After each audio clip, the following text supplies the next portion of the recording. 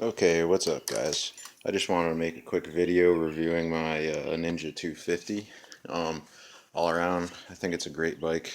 I definitely agree that it's the ultimate beginner bike, if not one of the ultimate beginner bikes. But I'll start with the bad, which there are a few of, and the bullet points that I have aren't really that serious. They're mostly just cosmetic. Um, the muffler. Speaking of cosmetic, the muffler and the that big fender in the back there, I don't really like. But I mean, obviously, both of those are upgradable. You can get a fender eliminator kit, and you can get an aftermarket exhaust. Um, a lot of people complain about the gauges. I personally don't mind them, but a lot of people feel they look older and outdated, and they wish the speedometer and the tachometer were switched. But it would be nice to have a digital display up here, but I don't really mind them. One thing that's awesome now is that it has a fuel gauge, which a lot of bikes don't have. Um, the seat, although the riding position is comfortable, the seat can get a little uncomfortable after around like 2 or 3 hours on the saddle. Um, but I mean, it's not too bad. You can just get off for a couple minutes and rest. And the low end power, which this is kind of a trade off because if you get a CBR, you're better on the low end, but the top end, not so much. It can't go as fast and it doesn't accelerate as good when you're at high RPMs. But here it's really, really slow off the line and it's first and second gear. But using that to segue into the good, the mid range and top end are really, really good for a 250, I feel. Um, the only other bike I've ridden was a Harley Sportster 1200, and obviously, I mean, it can't compare to that, but um, it's the mid range. Once you get up to about 6,500 RPMs, it's pretty it takes off pretty good, um, in my opinion. And the top speed, I can go like 95 miles an hour weighing 185 pounds, so it fares just fine on the highway. Passing cars and stuff is no issue at all. So anybody that says that ninjas can't go on the highway, they don't know what they're talking about. Um, Another good is I feel the looks. I think it's a pretty good looking bike, especially the classic Kawasaki green, which I really like. Um, the I don't know. Some people don't like this, but I plasti dipped the windscreen black. It comes clear stock. That's something like you can buy a can of plasti dip for like $5. It's like a $5 upgrade instead of spending like $40 on a new windscreen. Gas mileage, just like on any 250, I get about 60 miles to the gallon, depending on how I ride. Maybe more, maybe less. But I mean, less than $8 gets me about 200 miles, so can't really complain about that.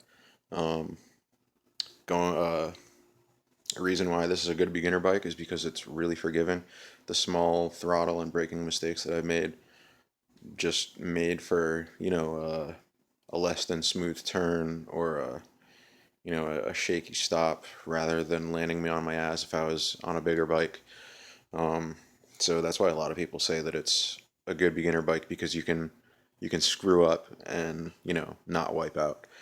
So I've experienced that firsthand. Size, it's only about 375 pounds. It's a really small bike. It's really nimble.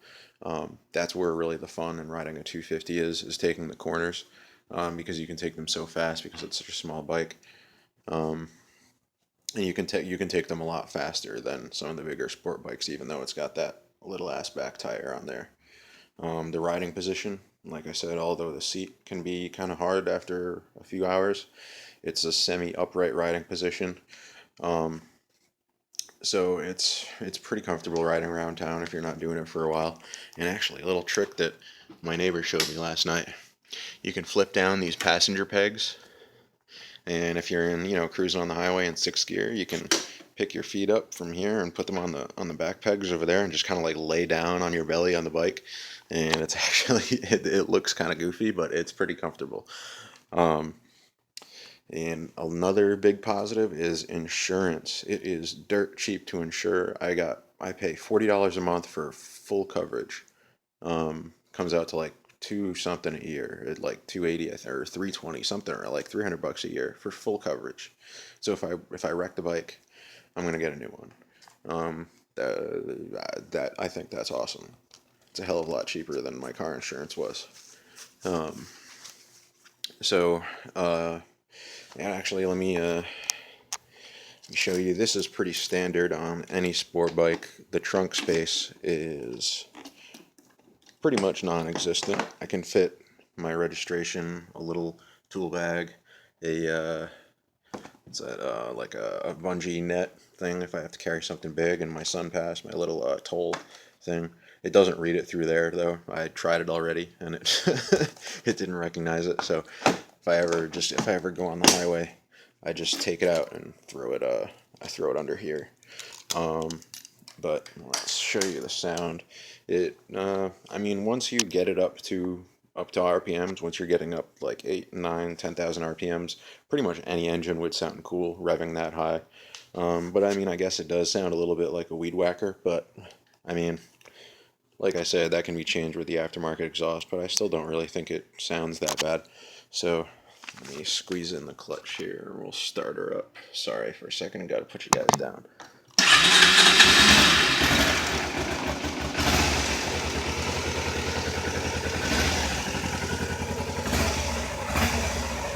Alright, I'll take her up to like 6,000 RPMs.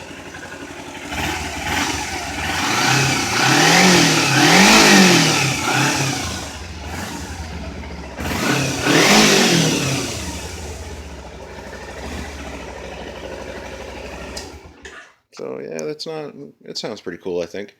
Um, but anyway, I think that's about it. I would highly recommend this bike. It's just so much fun. Even though you don't have the power of a 600 or a 1000. I've only been riding for about 2 months. Um, I've only ridden two real motorcycles. And like I said, I mean, I personally think this bike is more fun than the Harley Sportster 1200 that I rode, just because of how much more maneuverable it is. I like that more aggressive forward riding position, although it's not, like I said, it's kind of semi upright. But I don't know, I like that, fighter jet kind of feel that you get with a bike like this. Um, it's just, god damn, it's just so much fun. But yeah, if you're a beginner, if you don't have that much money, um, I think this is a great bike to start with. The high end power makes it really fun. I think, I mean, because you can't take off that fast on the line, but when you're going through the twisties, you want to be able to pick it up when you're going around the turn. You want to crack open the throttle and get that exit speed. And I don't know, it just feels like a roller coaster when you're going around. And from what I hear, you just can't really get that with a CBR. So if you're going to be doing like, riding the twisties at like 60, 70, 80 miles an hour, riding on the highway, I think this is the perfect beginner bike for that style of riding. All right, guys, that's about it. The brakes are good. They're pretty responsive. You only have single discs, single rotors um, for each tire, but it's such a light bike that works fine. Um, the air filter is easy to clean. You just take this off and then take off another panel under that. It's like 4 screws all together, and then you can take your air filter out. Changing the oil, you don't even have to take off the what do you call it, the fairings. It's just right under there. There's a hole for you. Um, Chain maintenance is pretty standard. You just same as everything. You just have to take off this little chain guard, 2 bolts. Yeah, guys, I think it's a great bike to start out with. There are some minor flaws cosmetic flaws that it has that can be upgraded. It's a very customizable bike because it's so common. But that's about it. I highly recommend it. I love it. I want to get a bigger bike eventually, but for now, this is perfect for me. Chances are it'll be perfect for you if you're a new rider. If you guys have any questions, comments, concerns, just shoot me a message. And don't forget to like, comment, and subscribe. Thanks a lot, guys.